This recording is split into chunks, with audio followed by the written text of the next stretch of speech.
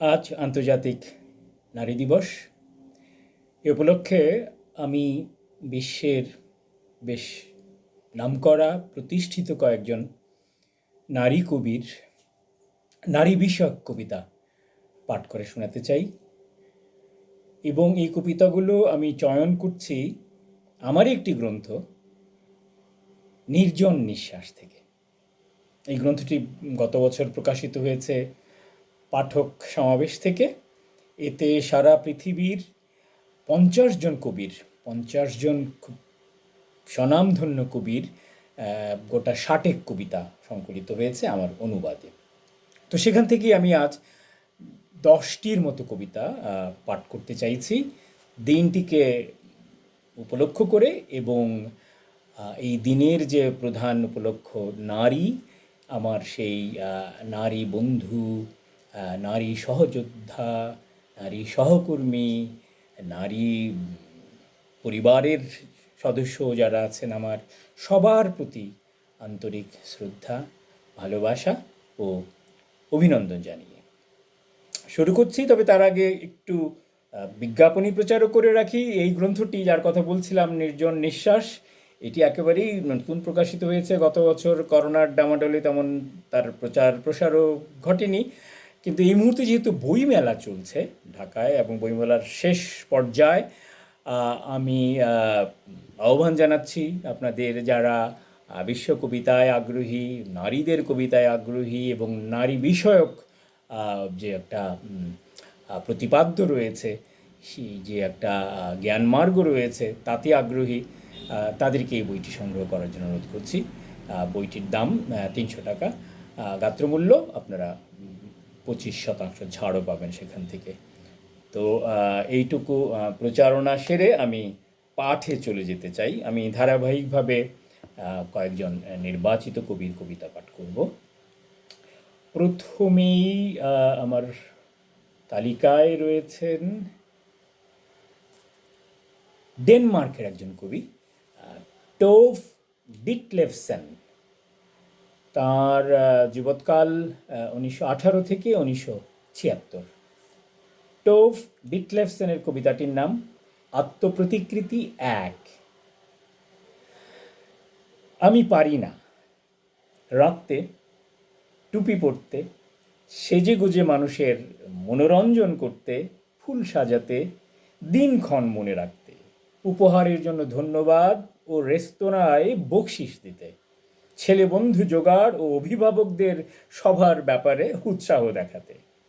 আমি থামাতে পারি না ধূমপান, মদ্যপান, চকলেট খাওয়া, ছাতা চুরি করা, বেশি ঘুমানো, জন্মদিন ও নখ পরিষ্কারের কথা ভুলে যাওয়া, লোকেরা যা শুনতে পছন্দ করে তা বলা, গোপন কথা ফাঁস করে দেয়া, অদ্ভুত জায়গা আর হাত দেখানোর প্রতি পক্ষপাত। আমি পারি একা হতে, বাসন ধুতে, বই পড়তে, বাক্য তৈরি করতে, গান শুনতে এবং অপরাধহীনভাবে সুখী হতে। পরের কবি বুলগেরিয়ার ব্লাগা দিমিত্রোভা। তিনি জন্মেছিলেন 1922 সালে এবং তার প্রয়াণ ঘটে 2003 সালে। ব্লাগা দিমিত্রোভার কবিতাটির নাম মায়ের জন্য ঘুম পাড়ানি পদ্য। রাতে আমি তার বিছানা করে দিই, তার শুকনো হাত অন্ধকারে টেনে নেয় আমার দুহাত। বাক্যহীন মগজে স্বপ্নেরা ভিড় করার আগে তার ক্ষীণ কণ্ঠ বলে, মা। আর অমনি আমি আমার মায়ের মা হয়ে যাই। পৃথিবী কেঁপে ওঠে, মেরুবদল ঘটে যায় আমার মনে। আমি ভাবি, কোথায় আমি? ভাবনার তবু ফুরসত নেই। আমি তাকে মুছিয়ে দিই যেমনটি শিখেছি তার কাছেই। মা, তিনি ফিস ফিস করেন যেন আমি দুষ্টুমি না করি। জানালা দিয়ে বাতাস বয়ে যায়, গ্লাসে পানি, ওষুধ। আমি বাতি নিভিয়ে দিই, বলি, মা আমার, আমাকে এই অন্ধকারে একা ফেলে যেও না। ভয়ে ও ব্যথায় ভারী তার হাতখানি হাতে নিলে কান্নায় কণ্ঠ বুজে আসে। কার? আমার না তার? শীত গাঢ় হয়। আমাকে খুব ভোরে জাগিয়ে দিও, আমি খুব তাড়াতাড়ি দিন শুরু করতে চাই, কত কাজ বাকি আমার। মা, মেয়ে আমার, ঘুমো। মেয়ে ঘুমালো, পাড়া জোড়ালো।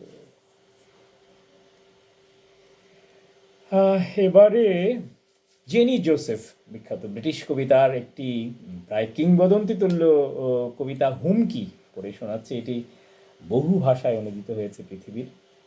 খুবই বিখ্যাত কবিতা। জেনি জোসেফ 1932 থেকে 2018 ব্রিটেনের নারীবাদী কবিদের মধ্যে অন্যতম, এবং অনুদিত কবিতাটি ইংল্যান্ডের সর্বকালের জনপ্রিয়তম কবিতার একটি।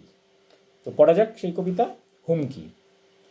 বুড়ো হলে আমি বেগুনি রঙের জামা গায়ে দিয়ে মাথায় চড়াবো বয়সের জন্য বেমানান টুপি, আর পেনশনের টাকা ওড়াবো ব্র্যান্ডি আর গ্রীষ্মের দস্তানা আর মখমলের চপ্পল কিনে। তারপর বলবো মাখন কেনার কোনো পয়সা নেই আমার। হয়রান হয়ে গেলে ফুটপাতে বসে পড়বো, দোকানের মাগনা মিষ্টি গিলবো গপাগপ, বাজিয়ে দেব পাগলা ঘন্টি, রেলিংয়ে গুঁতাবো ছুরি দিয়ে। আর এভাবে তরুণী বেলার যত ভালো মানুষের শোধ তুলব। চপ্পল পায়ে বৃষ্টিতে বেরিয়ে পড়ব, অন্যের বাগানে ফুল চুরি করব, শিখব থুথু দিতে। ঢোলা শার্ট পরবো, মোটা হব ইচ্ছে মতো, 3 পাউন্ড পনির খাবো এক লাফতে। না হলে রুটি আর আচার খেয়ে কাটিয়ে দেব সারা সপ্তাহ। বাক্সে মজুত করব কলম, পেন্সিল, মনোহারী দ্রব্যাদি। বাড়ি ভাড়া দিতে হবে ঠিকঠাক, রাস্তায় মুখ খিস্তি করা চলবে না। বন্ধুদের ডেকে ডিনারে পত্রিকা পড়া অভ্যাস করতে হবে। কিন্তু এবেলা একটু মকসো করে নিলে হয় না? যাতে করে বুড়ো হয়ে যখন বেগুনি পড়তে শুরু করব, তখন তোমরা খুব বেশি আহত কিংবা বিস্মিত না হও। সারা কিস এর পর্যায়ে কবিতা পড়ছি। তিনি জার্মান কবি, 1935 জন্ম, মৃত্যু 2013। তার কবিতার নাম সংক্ষিপ্ত অবতরণ। বড়দিন ঘনিয়ে এলে কবিরা সব দল বেঁধে ফিরে আসেন তাদের সক্ষম পত্নীদের কাছে। কি ছোটাছুটি না করেছেন তারা সারা বছর গোটা দুনিয়া জুড়ে। খবরের কাগজে রিপোর্ট পাঠিয়েছেন, কারখানার ছাদে চেপেছেন, আলুর উপকারিতা বিষয়ে বক্তৃতা দিয়েছেন। এঁকে বেঁকে ওঠা ধোঁয়ার দিকে তাকিয়ে সব কিছু গোগ্রাসে গিলেছেন ককটেলের মতো। শ্রেণী সংগ্রাম তীক্ষ্ণ করে তুলেছেন, মাছ নিয়ে বিমূর্ত ভাবনা ভেবেছেন। যতদিন না তাদের পাতলা কোটের ভেতর দিয়ে ঠান্ডা হাওয়া ঢুকে সত্যিকার মাছ ভক্ষণের বাসনা আর আগুনের আঁচে উষ্ণ পত্নীর স্মৃতি তাদের তোলা করে তোলে। তখন তারা সব ফেলে শহরে এসে হাজির হন, সঙ্গে বাচ্চাদের জন্য টুপি, তারপর পা ধুয়ে তাঁরা পিয়ানো বাজান। এভাবে নতুন বছরের আগমন অবধি চলে। তারপর যে কোনো ছুতোয় ঝগড়া বাঁধিয়ে দিয়ে ভার মুক্ত তারা ক্রিসমাস গাছের নিচ থেকে দস্তানা কুড়িয়ে আবার বেরিয়ে পড়ে। পরবর্তী কবিতা, এটি একটি দীর্ঘ কবিতা, তবু পাঠ করতে চাই, কেননা এর সঙ্গে রয়েছে আমাদের সৃষ্টিতত্ত্বের যোগাযোগ, নারী পুরুষ নির্মাণ বা তাদেরকে তৈরি করার যে পৌরাণিক ইতিহাস, তাকে ব্যঙ্গ করে এক ধরনের সমালোচনা। কবির নাম ইভা তোত।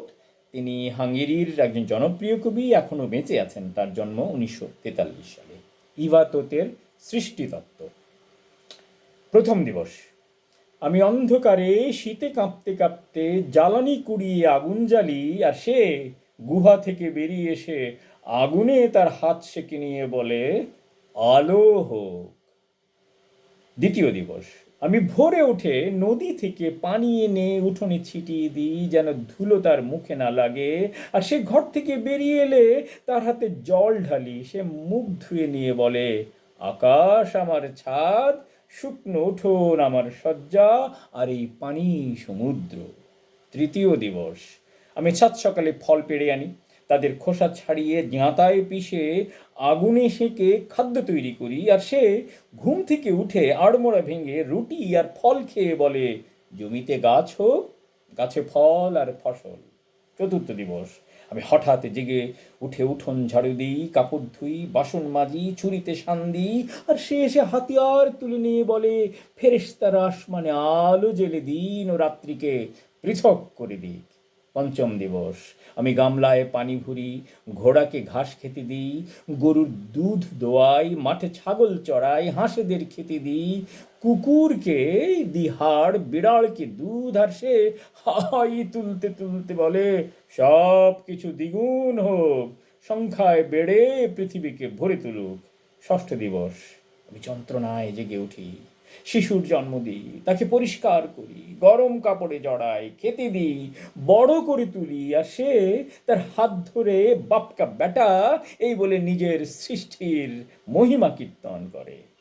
সপ্তম দিবস, আমি জেগে উঠি শিশুর কান্নায়, তার ভেজা কাপড় পাল্টে দিই, দুধ খাইয়ে শান্ত করি, আগুন জ্বালিয়ে ঘর গরম করি, খবরের কাগজ সংগ্রহ করি, গাছে পানি দিই, নাস্তা বানাই, আর কফির গন্ধে সে জেগে ওঠে, সিগারেট জ্বালিয়ে রেডিও ছেড়ে দিয়ে জীবনের জয়গান গায়।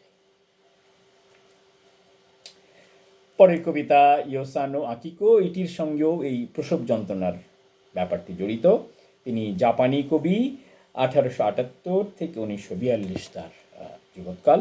প্রসব যন্ত্রণা। আজ আমার শরীর খারাপ, চোখ শটান খোলা, ভাষাহীন, আমি শুয়ে আছি প্রসব শয্যায়। মৃত্যু, যন্ত্রণা, রক্ত, কান্নায় অভ্যস্ত, ভয়ে ও বেদনায় কম্পমান। এক তরুণ সুদর্শন ডাক্তার আমাকে প্রবোধ দিচ্ছে, বলছে জন্মের গৌরবের কথা। এসব কথা তার চেয়ে ভালো জানি আমি, তার অযথা চেষ্টা কি ফল দেবে। জানাই তো আর বাস্তবতা নয়, অভিজ্ঞতা অতীতের বিষয়। যাদের প্রত্যক্ষ অভিজ্ঞতা নেই তারা চুপ থাকুক, দর্শকেরা দেখেই তৃপ্ত থাকুন। আমি সম্পূর্ণ একা, ঠোঁট কামড়ে শরীর শক্ত করে এক নিদারুণ অভিজ্ঞতার জন্য অপেক্ষমান। সত্য তো একটাই, আমি এক শিশুর জন্ম দেব। এই সত্য আমার ভেতর থেকে বাইরে বেরিয়ে আসবে, এর কোনো ভালো মন্দ নেই, এ এক নিরেট বাস্তব। গর্ভ যন্ত্রণার প্রথম ধাক্কাতেই সূর্য ফ্যাকাশে হয়ে গেলে সারা পৃথিবী স্তব্ধতায় ভরা, আর আমি একা, অসম্ভব একা। অমৃতা প্রীতম, সবাই জানেন তার নাম, ভারতের কবি, 1919 থেকে 2005 তার সময়সীমা। ভাতার, ভাতার আমার, আমি তোমার নিমক খেয়েছি, বাপের কথা মতো তাই তোমার সঙ্গে নিমক হারামি চলবে না। বাপের রক্ত আমার শরীরে, সেই রক্তের অবাধ্য হওয়া চলবে না। আমি কিছু বলার আগে তোমার দেয়া ভাত কথা বলে, আমি কথা বলতে চাইলেও ভাতের চাপে সেসব তলিয়ে যায়। ভাতার আমার, মজুর বাপের পেছনে চলে শিশু শ্রমিক, আর আমিও কোনো কাজ অস্বীকার করতে পারি না। আমার এই হাত যত কাজ করতে পারে সব। ভাতার আমার, আমি তো তোমার খেলার জন্য তৈরি, মাংসের পুতুল একখানা। আমি তোমার পানের জন্য এক পেয়ালা তরুণ রক্ত। আমি তোমার সামনে এসে দাঁড়াই ব্যবহৃত হবার জন্য তৈরি হয়ে। তোমার ইচ্ছাতে আমি বেড়ে উঠেছি, এবং তোমারই জন্য পিষ্ট, দলিত, মুথিত একতাল ময়দা হয়ে অপেক্ষমান। তোমার উনুনে আমাকে তোমার মনের মতো করে সেঁকে নিয়ে সুখাদ্য রুটি রবে খেয়ে নেবে বলে। তোমার সামনে দাঁড়ানো আমি, আমাকে তোমার দুহাতে বাঁধো, তোমার শরীরের আগুনে ছুঁড়ে ফেলো, চুম্বন, মর্দন, যা খুশি করো। ভাতার আমার, শুধু ভালোবাসা চেয়েও না। তাহের সফরজাদে, ইরানের কবি, 1936 সালে জন্ম, 2008 মৃত্যু। জন্মস্থান, আমার জন্মের জায়গা আমি কখনো দেখিনি, যেখানে আমার মা সিলিংয়ের নিচে চিত হয়ে মেলে দিয়েছিলেন তার জরায়ুর দুর্বহ ফসল। আমার ছোট্ট হৃদয়ের প্রথম স্পন্দন ধ্বনি আজও বুঝি লেগে আছে চিমনির গায়ে, আর ইট সুরকি দেয়াল দরজার বুকে সেই লজ্জার ছাপ, আমার মায়ের সেই অপরাধী চাহনি, আমার পিতামহের প্রতি। ধাইমা কাঁপতে কাঁপতে ধরা গলায় বলেছিল, মেয়ে, আর বকশিস আর খতনা উৎসবের কথা জলাঞ্জলি দিয়ে। আমার জন্মভিটে প্রথম গিয়েই আমি দেয়াল থেকে আমার মায়ের সেই অপরাধী চাহনির দাগ ঘষে তুলে ফেলবো। আর যেখানে আমার জীবনের প্রথম বলিষ্ঠ স্পন্দন জেগেছিল, সেখানে দাঁড়িয়ে স্বীকারোক্তি করব, আমার পরিচ্ছন্ন দুহাতে আঘাতের আয়োজন নেই। মাতালের খিস্তি আমার ভাষা নয়, হত্যায় আমি গৌরব বোধ করি না, পুরুষের শ্রেষ্ঠতায় আমার বিশ্বাস নেই। এরপর ফাহমিদা রিয়াজ, পাকিস্তানের বিখ্যাত কবি, এখনো জীবিত, জন্ম তার 1946 সালে। ছোট্ট কবিতা পুতুল। ক্ষীণতনু তাই এত প্রিয় সে তোমাদের, ফোলা ফোলা ঠোঁট, গোলাপি গাল, নীল চোখে কি রকম তাকায়। তোমার যখন ইচ্ছে তার সাথে খেলতে পারো, ইচ্ছে হলে আলমারিতে বন্ধ করে রাখতে পারো, আবার সাজিয়ে রাখতে পারো শোকেসে। তার ওষ্ঠে কোনো তৃষ্ণা নেই, তার নীল চোখের চাহনিতে ঘাবড়ে যেও না যেন, বিছানায় শুইয়ে দিলেই সে ঠিকই ঘুমিয়ে পড়বে। এরপর আমার মনে হয় সর্বশেষ কবিতা, আর্জেন্টিনার আলফোনসিনা স্তর্নি, খুবই বিখ্যাত কবি, আত্মঘাতী হয়েছিলেন। জন্ম 1892, মৃত্যু 1938 তার কবিতাটির নাম, এবং এটি শেষ কবিতা আজকের আমার পাঠ পর্বের। আমি ঘুমাতে যাচ্ছি, শিশিরের কেশজাল, ফুল কাঁটা আর তৃণের আঙুল, তুমি নিখুঁত ঠাইমা আমার বিছানা পেতে দাও, মাটির চাদর, শ্যাওলা ও গুল্মের কাঁথায়।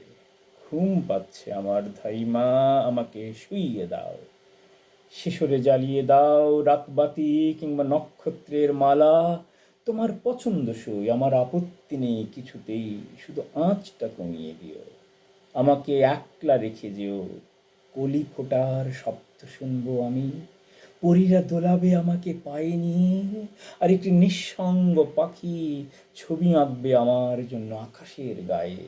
অতএব তুমি ভুলে যাবে। ধন্যবাদ। আর হ্যাঁ, একটা অনুরোধ, যদি সে আবার ডাকে তবে তাকে বলো বৃথা চেষ্টা তার, আমি আর ফিরব না কোনো দিন। ধন্যবাদ সবাইকে, এবং আবারও আন্তর্জাতিক নারী দিবসের শুভেচ্ছা ও সংগ্রামী অভিনন্দন।